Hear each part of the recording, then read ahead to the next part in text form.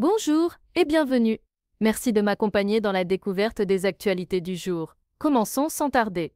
Première actualité, la Chine a annoncé une augmentation significative de ses droits de douane sur les produits américains, les portant de 34% à 84%, en réponse aux surtaxes de 104% imposées par les États-Unis. Cette escalade dans la guerre commerciale entre Pékin et Washington a provoqué une chute des marchés financiers mondiaux, alimentant les craintes d'une récession globale. Les secteurs américains de l'agriculture et de l'énergie sont particulièrement touchés par ces mesures. Deuxième actu, le gouverneur de la Banque de France a estimé que la guerre commerciale engagée par les États-Unis influerait peu, voire probablement pas sur l'inflation. Selon François Villeroy de Gallo, la désinflation est plus avancée en Europe, il n'y a pas de goulée d'étranglement au niveau de l'économie européenne et d'éventuelles contre-mesures de l'UE seront ciblées et limitées aux importations en provenance des États-Unis, contrairement aux mesures américaines, qui visent de nombreux pays. Troisième actu, Meta a récemment étendu ses comptes adolescents à Facebook et Messenger,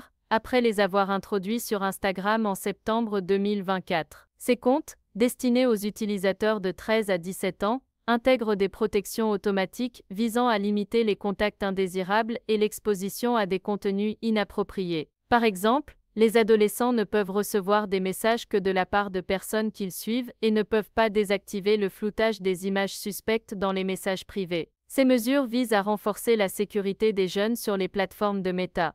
Quatrième actu, une commission d'enquête sénatoriale a révélé que l'Élysée était informé, depuis au moins 2022, des pratiques illégales de Nestlé Waters, notamment l'utilisation de traitements interdits pour ses eaux minérales telles que Perrier et Hépar. Malgré cette connaissance, la présidence aurait facilité l'accès de Nestlé à divers ministères, intensifiant les préoccupations sur une possible connivence entre l'État et le groupe suisse. Le secrétaire général de l'Élysée, Alexis Kohler, a refusé de répondre aux convocations de la commission, invoquant la séparation des pouvoirs, ce qui a conduit les sénateurs à publier des documents attestant de fréquents échanges entre l'Élysée et Nestlé. Cinquième actu, le débat autour des zones à faible émission ZFE s'intensifie en France. Ces zones, mises en place pour limiter la circulation des véhicules polluants dans les grandes agglomérations, sont aujourd'hui contestées par une partie de la classe politique. Ils dénoncent une mesure injuste pour les ménages modestes et réclament leur suppression. Or, cette suppression pourrait coûter cher. L'État risquerait de perdre jusqu'à 6 milliards d'euros d'aide européenne et de devoir rembourser des subventions déjà perçues. Face à cette fronde,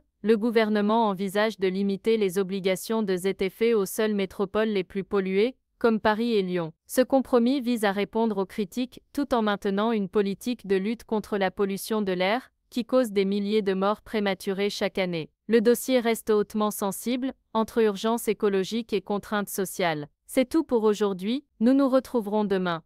En attendant, n'hésitez pas à vous abonner afin que nous puissions suivre l'actu ensemble. Prenez soin de vous. À bientôt.